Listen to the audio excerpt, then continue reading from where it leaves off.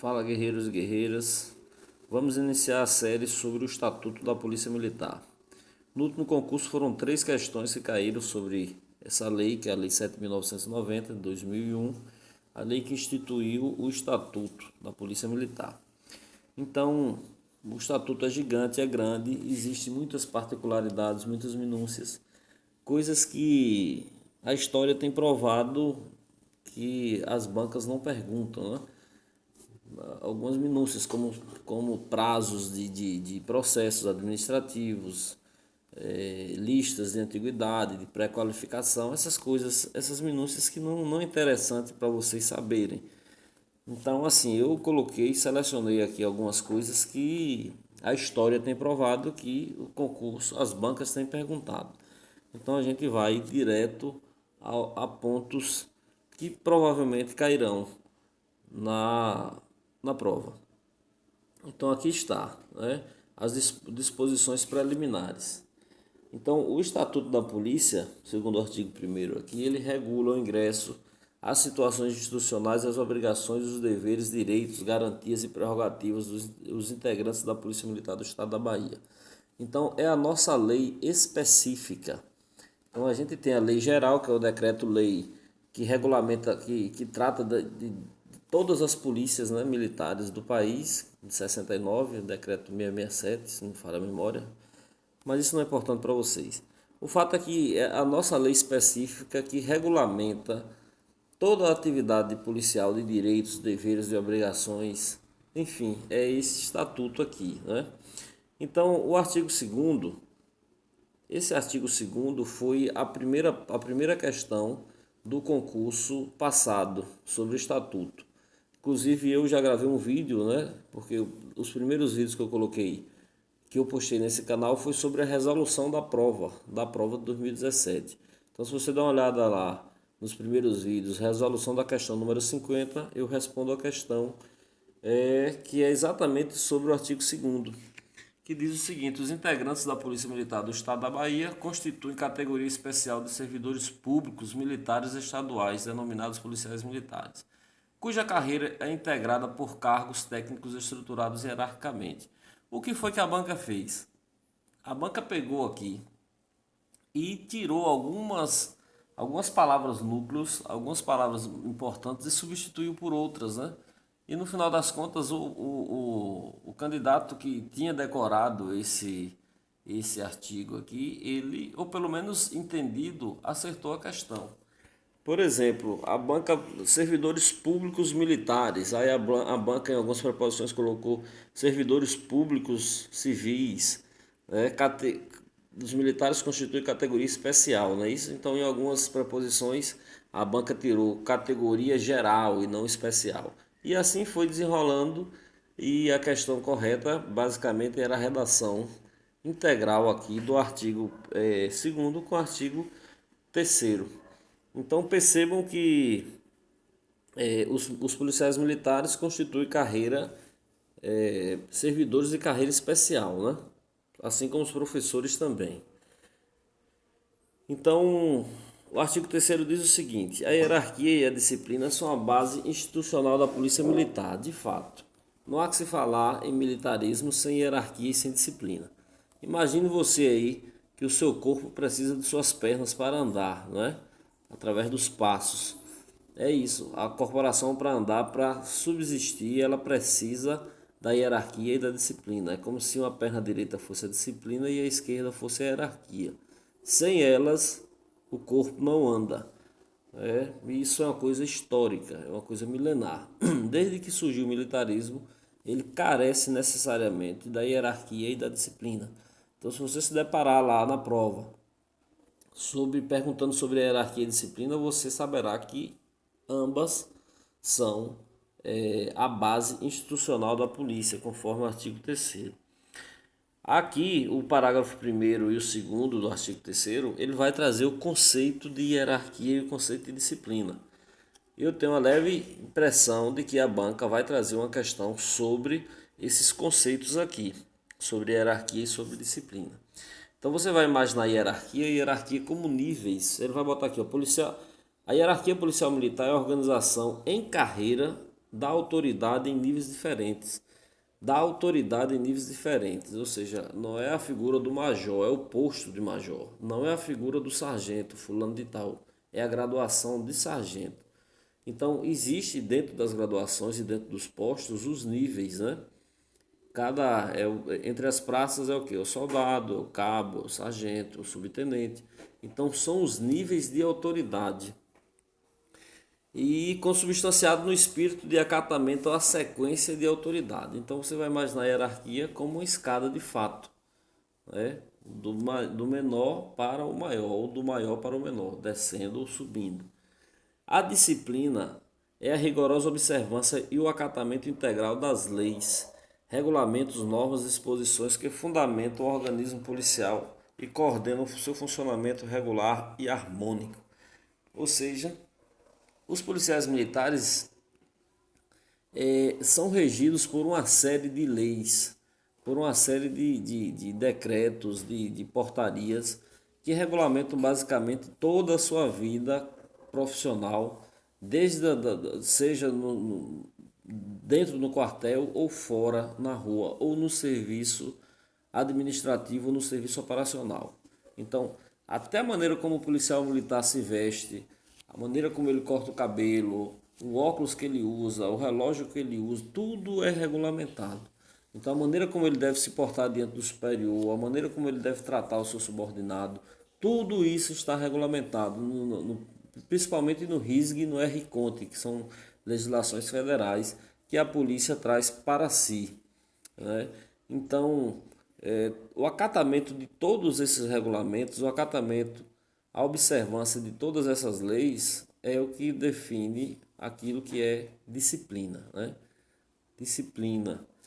Então tá aqui os conceitos de hierarquia e de disciplina e que você não pode deixar passar em branco. Faça uma anotação aí em seu caderno e leve isso na tábua do seu coração, porque eu tenho uma leve impressão de que vai cair uma questão sobre isso aqui. O parágrafo 3º do artigo 3º vai dizer o seguinte: a disciplina e o respeito à hierarquia devem ser observados e mantidos em todas as circunstâncias da vida entre os policiais militares. Então, em todas as circunstâncias da vida, esteja fora do serviço, esteja fora do quartel ou esteja de serviço, o militar ele precisa observar a hierarquia e a disciplina. Eu estou em minha folga. Minha vida particular não diz respeito ao coronel, não diz respeito. Em alguns casos, sim. Mas se você, na sua folga, no seu momento de diversão, encontra um coronel na rua, encontra o seu superior na rua, você tem a obrigação de ir lá falar com ele, de dar uma espécie de aceno. Você não pode simplesmente vê-lo e ignorá-lo. Isso constitui transgressão. Então veja que mesmo você na folga, você tem. Então a legislação castrense impõe isso porque isso é camaradagem, isso é respeito, né, entre os policiais militares. Estou jogando bola, né, tem um desentendimento lá com o meu superior e lá dentro do campo tudo vale. Então lá eu posso xingá-lo, eu posso agredi-lo verbalmente ou até mesmo fisicamente, não pode. Então você observe aqui que em todas as circunstâncias da vida deve ser observado o respeito à hierarquia e à disciplina. E, curiosamente, isso aqui está lá no RCONT também, que é uma legislação federal, no artigo 3º também. Então veja aqui, o artigo 4º, a situação jurídica dos policiais militares é definida pelos dispositivos constitucionais que lhe forem aplicáveis por este estatuto e por legislação específica e peculiar que lhes outorgue os direitos e prerrogativas. Então existe uma série de leis. Além desse estatuto aqui, existe uma série de leis federais e portarias internas e legislação estadual também, que a Polícia Militar traz para si, que a Polícia Militar aplica no seu dia a dia, tanto no que diz respeito à hierarquia quanto no que diz respeito à disciplina. Então aqui, o ano passado, só dessa parte preliminar aqui caiu uma questão, que foi aqui no artigo 2º. Caiu uma questão. A segunda questão, que foi a questão de número 51, que eu também resolvo essa questão lá nos primeiros vídeos que postei, foi aqui, sobre o ingresso, né? Os requisitos e condições para o ingresso na Polícia Militar, do artigo 5º. Então, naturalmente, se você se inscreveu aí, você já deve saber desses requisitos, porque você leu o edital. Mas se porventura você não está de acordo com algum desses incisos aqui do artigo 5º, fique sabendo que você pode ser desclassificado. Então são requisitos e condições para o ingresso na Polícia Militar. Veja, para o ingresso na Polícia Militar. Então quem está dentro da Polícia Militar, já dentro e quer fazer concurso para o CFO, não se aplica essas coisas aqui, porque o indivíduo já está dentro da corporação, viu? É uma dúvida que a maioria dos militares tem, os militares que estudam para fazer CFO, isso aqui não cola mais. É o indivíduo que já está dentro da corporação, ele pode ter 50 anos de idade. Se ele passar no CFO, ele ingressa na academia. Isso aqui é pacífico já. Existe jurisprudência, não tem edital que barre isso aqui. Isso aqui é para você civil que está estudando para entrar na corporação. Então, ser brasileiro nato ou naturalizado. Então, a condição para ser policial militar é ser brasileiro nato, quem nasceu aqui pelo princípio do sangue ou pelo princípio do território, né, da territorialidade, ou então brasileiro que foi naturalizado, que gozam dos mesmos direitos. A gente sabe que brasileiro naturalizado, algumas coisas são vetadas para ele, né? Ser dono de emissora de rádio e televisão, ser presidente da República, vice-presidente, ser ministro do STF, ser ministro, ser da área da diplomacia, oficial das Forças Armadas, tem uma série de. Mas não para ser policial militar. Para ser policial militar precisa ser brasileiro nato ou naturalizado. Beleza? Então, o inciso segundo, ter o mínimo de 18 e o máximo de 30 anos de idade. Mínimo de 18 e máximo de 30. Tem muita gente aí que tem acima de 30 que estava esperando que o edital, em razão, né, do aumento da expectativa de vida do brasileiro, em razão da própria reforma da Previdência, elevar o tempo de contribuição, tem muita gente na expectativa que aumentasse aí para 35 anos. O fato que não aconteceu e já existe parecer da Procuradoria-Geral do Estado de que deve ser a idade limite 30 anos para ingressar na polícia, né? Mas esse entendimento lá na frente pode mudar. Pode mudar. Está em dia com o serviço militar obrigatório. Ah, tenente, eu tenho 19 anos, eu tenho 20 anos e não me alistei. Corra na junta militar e vai resolver sua vida. Porque se você não se alistou, se você não tiver de forma regular, você não entra. Né? A polícia impõe, até porque é um dever imposto a todos os brasileiros, os homens. Né? O serviço militar obrigatório. O serviço militar no Brasil ele é obrigatório, você tem que se alistar. Então, se você não tiver em dias aí todo checado com essa situação, corra, vá na junta militar e resolva a sua vida, porque senão é motivo para exclusão do certame. O inciso 4º, ser eleitor e achar sem gozo dos seus direitos políticos. Achar sem gozo dos seus direitos políticos. Então é você votar e ser votado. Né? É um exercício de cidadania. A gente sabe que no Brasil o voto ele é facultado para maiores de 70 anos, se não me falha a memória, para os analfabetos e para aqueles que estão em idade entre 16 e 17 anos. Né? 16 e 17 anos, o voto é facultado. Mas se você está nessa idade 16 e 17, provavelmente você não vai fazer o concurso da polícia, né? Porque não é permitido. Isso é só lembrete, caso caia alguma questão lá na parte de direito constitucional, você está por dentro. Então, o inciso 5º, possuir idoneidade moral, comprovada por meio de folha corrida policial, militar e judicial, na forma prevista em edital. Possuir idoneidade moral é você ser uma pessoa íntegra, é ser uma pessoa honesta, é ser uma pessoa de boa reputação.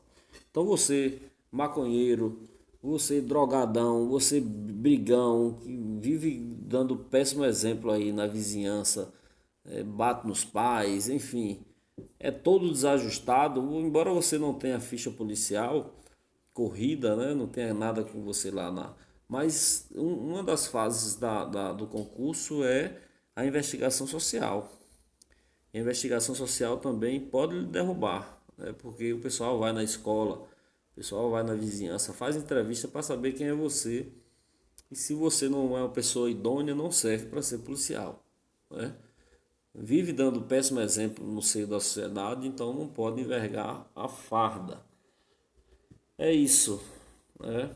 Algumas pessoas, outro dia uma jovem me perguntou, me mandou até a foto de uma tatuagem e perguntou se teria algum problema, entrar com aquela tatuagem. Eu disse, olha, eu não estou vendo nada demais na tatuagem.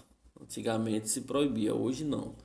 Mas você que tem uma tatuagem, por exemplo, de um palhaço.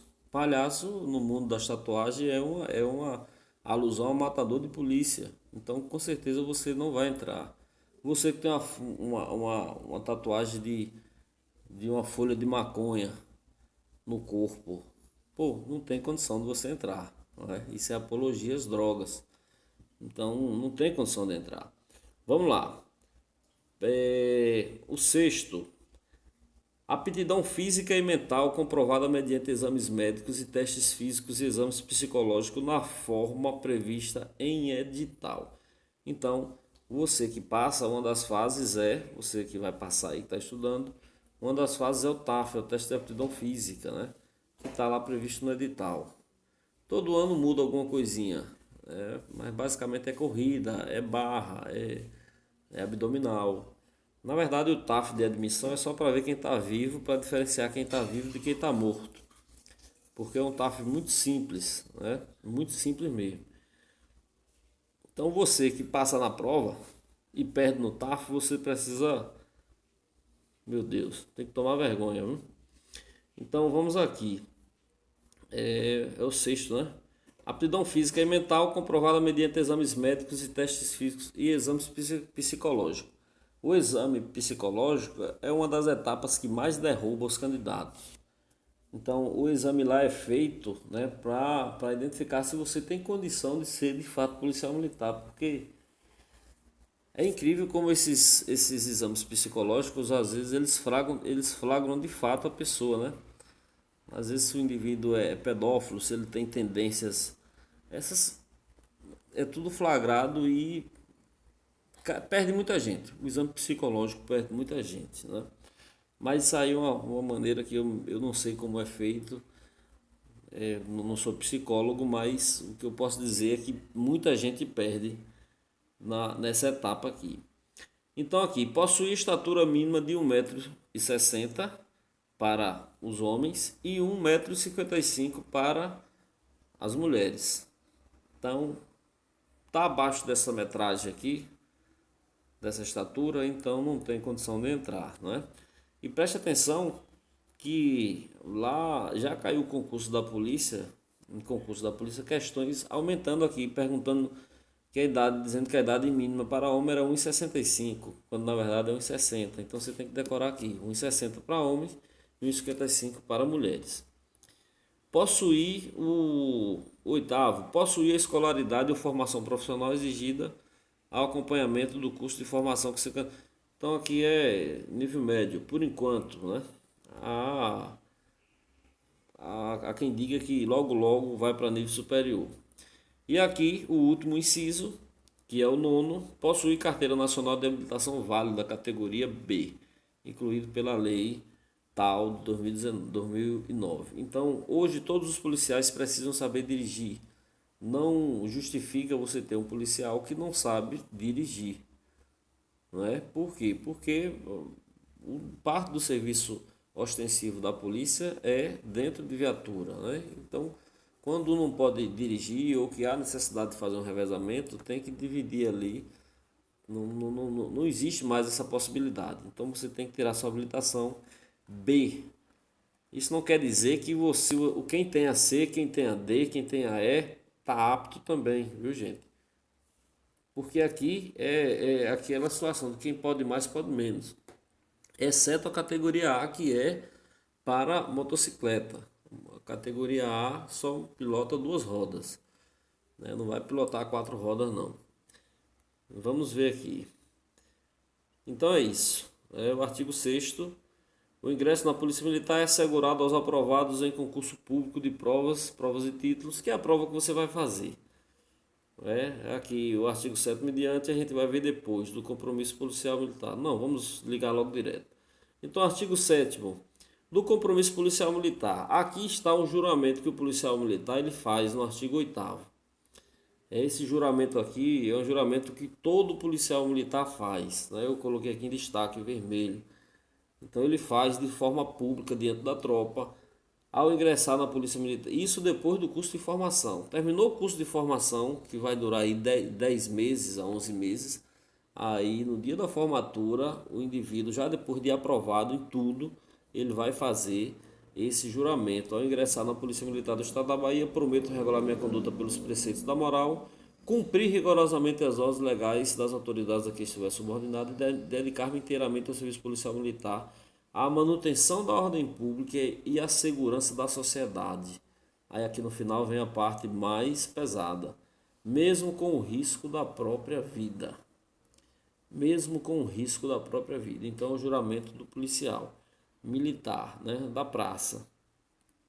Aí aqui o parágrafo único vai dizer aqui, ó, ao ser promovido ou nomeado ao primeiro posto, o oficial prestará compromisso em solenidade especial, nos seguintes termos: perante as bandeiras do Brasil e da Bahia, pela minha honra, prometo cumprir os deveres de oficial da Polícia Militar do Estado da Bahia e dedicar-me inteiramente ao seu serviço.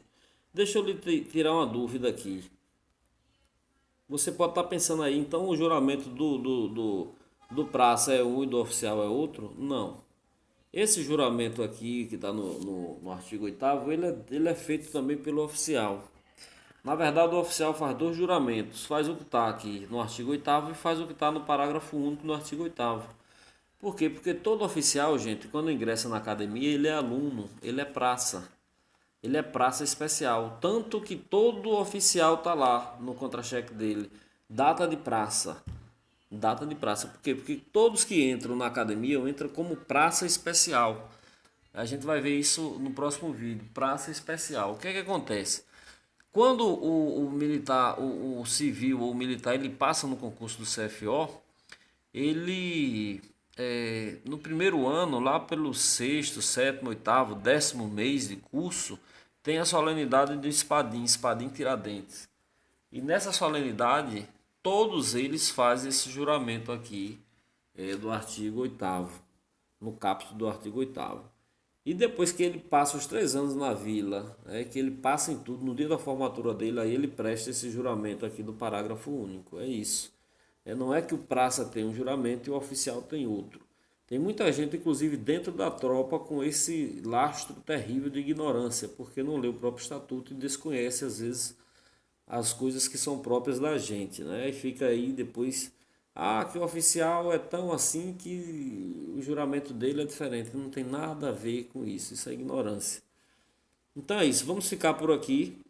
No próximo vídeo a gente vai ver aqui sobre a hierarquia, que é a questão certa. Então, as 3 questões que caíram ano passado sobre o estatuto caíram exatamente aqui, o artigo 2º, caiu uma no artigo 5º e caiu uma aqui sobre o artigo 9º. A história dos concursos tem provado que as questões caem do artigo 57 para baixo, ou seja, entre o artigo 1º e o artigo 57. E é exatamente onde a gente vai focar mais aqui. À medida que for surgindo o tempo, a gente vai dando essas aulinhas aí para vocês. Um abraço, espero ter ajudado e vamos que vamos.